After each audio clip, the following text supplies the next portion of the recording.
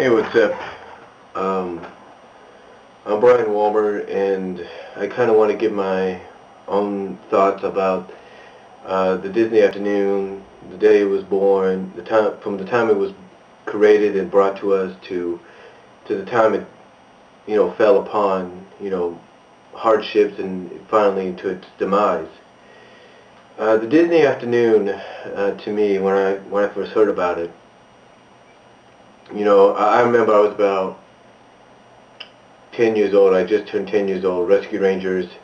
The Rescue Rangers had just come on syndication, and I remember I was going to school, and there was some talk going around, I think, through various, from kid to kid, that I knew during the recess hours and whatnot, that Disney was planning something big for the upcoming year. And I remember hearing this more often as we got into the spring of 1990. And again, I remember hearing about this, and the rumblings that I heard about Disney doing something big with the shows just kept getting bigger and bigger. Until about the summer when I started seeing advertisements for the Disney afternoon. And to me, that was like, this is a blessing in disguise. To have all the shows conveniently in one place. You don't have to channel surf anywhere to find them. To have them all conveniently in one place was actually pretty good, for me and anybody else that enjoyed the Disney afternoon, enjoyed the Disney characters in the shows. And the thing is, I remember specifically, I know it was Labor Day. I think it was Labor Day 1990. Was when the Disney afternoon finally made its debut, because the rumblings, like I said, kept getting bigger and bigger. And then they announced that on Labor Day, 1990, there was going to be a huge marathon leading up to Disney afternoon, where you were going to have all these mini-series of all the shows being aired. And I remember, I think we started out with DuckTales, Gizmo Duck miniseries. Then from there we went to the Gummy Bears King Inkthorn miniseries. And then we went into the Disney Afternoon block, which kind of had the same kind of episodes, cartoons, some different. And then we went into Rescue Rangers after that, the Rescue Rangers to the Rescue Pilot miniseries. And then after that, Plunder and Lightning. And I remember, I just remember that so well, because it was like, all the miniseries were being because the reason I remember it mostly is because I remember just sitting there at home watching, I don't know, I think it was from 12 o'clock on. There was nothing but Disney cartoons. It was 12 o'clock to 2 with the, Gizmo Duck movie. From 2 o'clock to 3 was the King Inkthorn movie, and then the Disney Afternoon block, and then from 5 to 7 was the To the Rescue movie, and then Plunder and Lightning. And it was just, one of those times I couldn't really believe. It's basically a time I'll never forget, and a day I will never forget, because not only was I watching it, but my sisters were watching it, my parents were watching it. It was just an enjoyable time. And I remember, I just kept watching the Disney afternoon for that whole year, and as time went on, Disney continued to do its, at that time, Disney still continued to do its primetime introductions for its new animated series. I remember they did one for Darkwing Duck. I remember they did it for Goof Troop. They did it for Bonkers. And I think they most definitely did it for and I think that was the final one. I think the final one was Bonkers that they did it for. I don't know if they did. I think they did it for Gargoyles. I'm not sure. I do remember that when Gargoyles came out for the Disney afternoon, that it was shown in theaters, in selected theaters, for one night only. Oh yeah, the last one I think they did was Mighty Ducks. But anyway, I just remember throughout the years watching the Disney afternoon, watching that same opening from 1990 all the way to 1994. And every time I watched that opening, it always gave me a real feel-good feeling that I was watching something magical, I was watching something special. Unfortunately, with a lot of good things, don't know who was put in charge of it, but things started to kind of fall apart for the Disney Afternoon, in my opinion, especially around the mid-90s. I mean, in 1993, Bonkers was the last show to really be part of the traditional old-school Disney Afternoon.